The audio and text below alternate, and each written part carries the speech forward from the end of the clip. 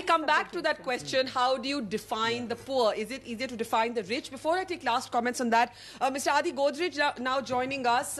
Mr. Godrej, the debate here is quite heated, and it divides itself down the middle on what the responsibilities of a state are to its citizens, and whether some subsidies are therefore absolutely essential, or whether we have, as Rajiv Kumar here has said, a kind of subsidy addiction. Barka, it's extremely important that subsidies be contained. The economy and the government cannot afford these subsidies, and the worst part about subsidies, it leads to distortions in consumption. So, for example, when free electricity is given to farmers, electricity tends to be wasted.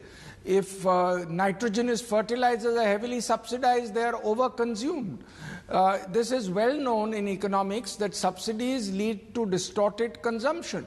And if today we do not subsidize many of our petroleum products, our petroleum consumption would come down, people would be more careful in consuming petroleum products, our import bill would come down, the rupee depreciation could be averted, and there are many economic benefits that can accrue if you contain subsidies. Can I ask you, Mr. Godrej, that you've been watching the American elections as well, where there is now a proposal, and it comes up again and again, it's come up in this program as well, about making the rich pay more. Why do the rich get away easily? Why not higher taxes on the rich? As a moral argument, it would find many supporters. Where do you stand on that, Adi Godrej? Barka, it is known all over the world that if you tax the rich too much, they tend to invest less, create less jobs, which affects the common person. So taxation should be sensible. Taxation should provide an incentive for the investor. Taxation should allow people to grow. We had taxation running to almost 90% income taxes. At that time, we grew at 2 and 3%.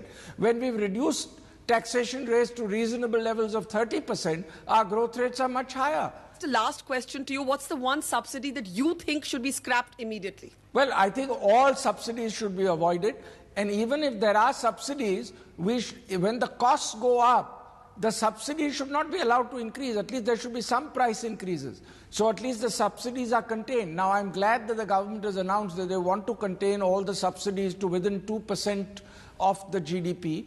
And I think we should work on that. Some subsidies are worse than others. So, for example, a subsidy on diesel, which is so huge, is again creating a lot of distortion. Yes. All right, on diesel is the one thing, or diesel cars, that we all agree on. No, he doesn't agree with it. Let's start. Okay, you're all speaking together. Money. He did not say to us that he objects to stimulus.